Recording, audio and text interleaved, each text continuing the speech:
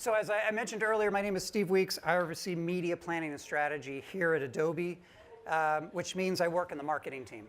And for the next 10 minutes or so, I want to take you on a walk through the Adobe Advertising Cloud and share with you a program that we ran starting last November. It was a brand level advertising program to announce our new Experience Cloud offering. And I want to take you through how we did that and how we did that in a different way. So for us, when we approach media strategy and planning, it's a very direct approach, or at least it used to be, right? We would identify our audience in who we wanted to target. We would identify their consumption habits using third-party data. We would then go to media partners and we would negotiate direct with them, right? All the placements, all the investment and the timing and the units and everything. So we thought for this launch of the Adobe Experience Cloud, what happens if we went all in programmatic, right? We did everything programmatic. We didn't do anything direct, but we went all in through the Adobe Advertising Cloud. Now, the industry calls this eating your own dog food, right? That does not sound very appetizing. So for purposes of this presentation, we're going to call it eating our own steak and potatoes. Or eating our own kale salad is going to sound better than eating our own dog food. But I'm going to walk through how we're using our own technology. And just a disclaimer, I'm not a sales guy. I'm not here to sell you anything other than reconsider how you're using programmatic and that it can be used to reach brand level decisions and objectives. We use a lot of programmatic at the demand gen level, but not so much at the brand level, and I'm going to take you through how we did that. So what is programmatic? We talked about this a little bit on the panel. Really the use of data and technology to facilitate and automate the process of media planning and buying. Really, for us, it's as simply as using software to make media planning and buying easier. That's kind of how we look at it. And the idea here is to find the right person, the right place at the right time, right? It's no longer about buying placements and hoping your audience is there. It's about buying the audience and knowing that they're going to be there because that's who you're bidding on and that's who you're paying for, and that's how you're trying to use your data to reach them across different channels.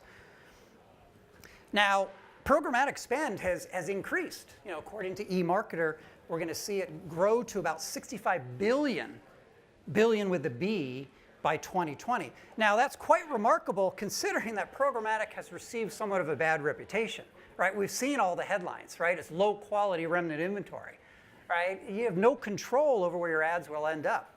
You can't run high impact creative. It's only for online banner ads and it's loaded with fraud and uncertainty. So what we wanted to do, in addition to using our own technology, was really reframe the possibilities of programmatic and show that it doesn't suck, right? And show that you can use it to create impact. You can use it cross-channel. You can use it in brand-safe ways. So what did we do? So we created a multi-channel programmatic campaign. So we had digital, and our digital includes video and mobile and display. We had television, and as I mentioned on the panel, we're not a big television advertiser, so we have things like linear lookalike or addressable TV, data-driven television where we're using audience segments through Audience Manager and sharing that with our television partners. We had digital out of home, we had native, we had audio, and then we had social. And in this case, we're beta piloting our social offering on LinkedIn. So, forgot to mention, all of this was managed entirely through the Adobe Advertising Cloud. So how did we do? The goal of this campaign was awareness, it was perception, right? So what we did is we had a controlled and exposed study. So we used a third party, and this is primarily representative of our digital inventory. So of that 50% of our spend, we tagged all the ads. We're able to see people who are exposed versus people who are not, ask them a series of questions. And the idea is that people that are exposed to the ads have a higher likelihood to have more positive views of the question. So in this case, we saw some good results, right? Awareness was already pretty high to begin with, but we saw some lift as to those who were exposed. Message association. This is things like recall. Did they get that this was coming from an Adobe ad? We saw some improvement there. And then consideration intent, we saw some movement there. But more important is perception. Right? Not only did we want to say, are you aware of the Experience Cloud, but what about it? What about it do you understand? Things like helps me design experience to set my company apart. We saw a 6-point lift. leading companies into the future by putting customer experience at the heart of their business. We saw 11-point lift. Is the only brand that offers data and smart design tools. We saw an 8-point lift, and finally allows me to deliver relevant customer experiences, 11-point lift. So we saw some great movement in terms of the awareness and perception, which was what we were going after. What about delivery, right? So what did we get? Did we get what we paid for? So we compared the programmatic effort that we ran in November to a similar program, a similar audience, similar goals back a year ago.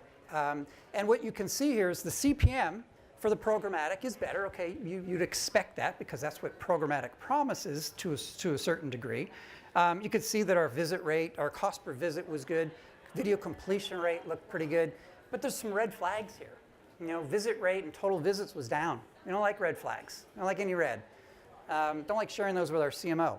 So what we did is we looked at the inventory sources. We looked at the types of inventory we were buying through the platform, premium inventory like well-known publishers, or long-tail inventory from Open Exchange. And what we saw is, yes, the CPM for premium is much higher. But look at the visit rate. If you click down a couple rows, the visit rate was huge for the premium inventory. So this told us that maybe the quality of that was better. Maybe we were reaching people who had more interest and intent. Now, we're not basing everything on visits, but it is an important signal for us. And so we took one look further, and through Adobe Analytics, we said, let's look at the premium inventory versus the Open Exchange inventory in terms of engagement, right? Did they bounce? Did they stay on the site? How long did they stay on the site? What type of content were they consuming? And overall, the premium inventory was driving higher levels of web engagement. So because this is a programmatic platform, we're able to move that inventory from one source to the other to help drive and manage these goals. High impact. This was a brand level campaign. Impact and visibility was very important to us. We wanted to put a stake in the ground to say Adobe was here, that we have something new to offer people. So we were able to get not only high impact display, but also digital out of home and video. So we were able to get this high impact across numerous channels to help support the visibility that we're going for the brand. Transparency. So everyone talks about transparencies. I'm going to talk about transparency a little different way, right? Not from a fee perspective, but did we know where our ads were running? Did we know what we're getting in terms of the inventory? So this is a snapshot of for the first 4 weeks of the program. And you can see there's some great sites on here, CNN and Fox News and USA Today, that's great. But there was a couple on here, Trivia, Crack, Solitaire. These are brand safe sites, right? There's nothing wrong with those sites. We just didn't feel that was appropriate for our brand. So because it's a programmatic platform, we can turn inventory sources on and turn inventory sources off, and we steered it to be more news and business. And so we did that because we were looking at the data, looking at the inventory, and we got it to be in a place that we were more comfortable with our ads showing up. And finally, you know, brand safe. We added a ad verification through Double Verify, and through that, through their data and through their reports, right, we were above their benchmarks in terms of viewability. We were in the geography that we wanted to run, which was the United States. We were brand safe, and we were fraud free. So we feel really good at a brand level to reach a brand objective that we were in the right environments and we weren't harming our brand. So at the end of the day, do we think this worked? Well, nothing bad happened, right? We're able to achieve our awareness and perception goals. We're able to see great delivery and website engagement. We're able to get high impact across multiple formats and channels, and we were able to do this in a brand safe way. So yes, we felt this was successful, and we're continuing to run this as we speak. We're continuing to run this program, and we'll continue to do that for the foreseeable future. So let me leave you with a couple lessons that we learned on this journey. Number one, although programmatic promises, right, to make media planning and buying easier, it's still not quite as easy as pushing a button. Right? Not all channels are automated in the same way. You might have some publishers that can't connect to a programmatic backend, but it's getting better, and it is pretty good. Impressions are not all the same, okay? You have to ask yourself, what's important to you, scale or accuracy, right? For us, we wanted to make sure we were getting quality impressions, right? And so when we saw that the open exchange inventory wasn't really working as well, we moved it into the premium inventory. Again, those impressions were more valuable to us than the open exchange inventory. And then finally, measure everything from delivery to performance, right?